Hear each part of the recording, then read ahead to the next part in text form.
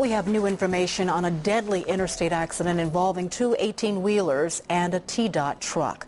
The southbound lanes of I-55 heading into Memphis from Arkansas are back open after the accident had them shut down for hours. We're also learning more about the trucking companies whose big rigs were involved in the deadly crash.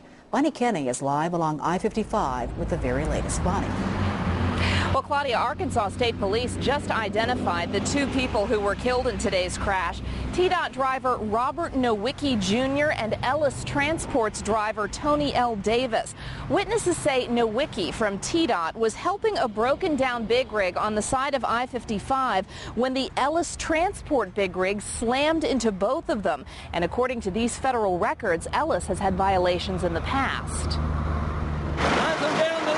In his 44 years on the road, truck driver Kerry Good has managed to avoid accidents. Been lucky a lot of times. When Good saw the scene on I-55 South today near West Memphis, Arkansas, he knew it was nasty. It was very bad. And I'm sure somebody got killed probably. In fact, two people died. Witnesses say this K&D transport truck was broken down on the shoulder and getting help from a Tennessee Department of Transportation vehicle. That's when witnesses say the Ellis Transport driver slammed into them, a crash which threw him from his own truck and killed him. The T-Dot driver, his safety lights still blinking, was pinned to a wall and died. The K&D driver escaped. He jumped the wall.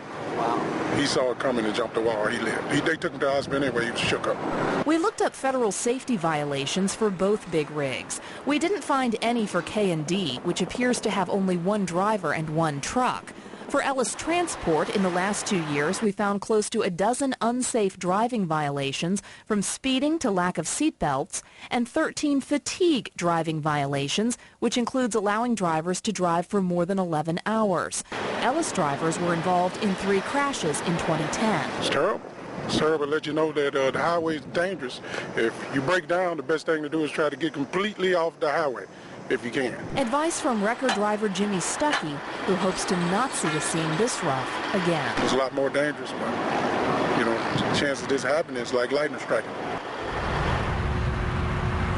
Now note that this accident happened in Arkansas, but there was a T-Dot worker on the scene helping that broken down big rig. We asked T-Dot about that, and apparently that's pretty common for T-Dot workers to come across the state line into Arkansas in this particular area, especially where it operates those T-Dot SmartWay cameras. Reporting live near I-55, Bonnie Kenny, WREG News Channel 3.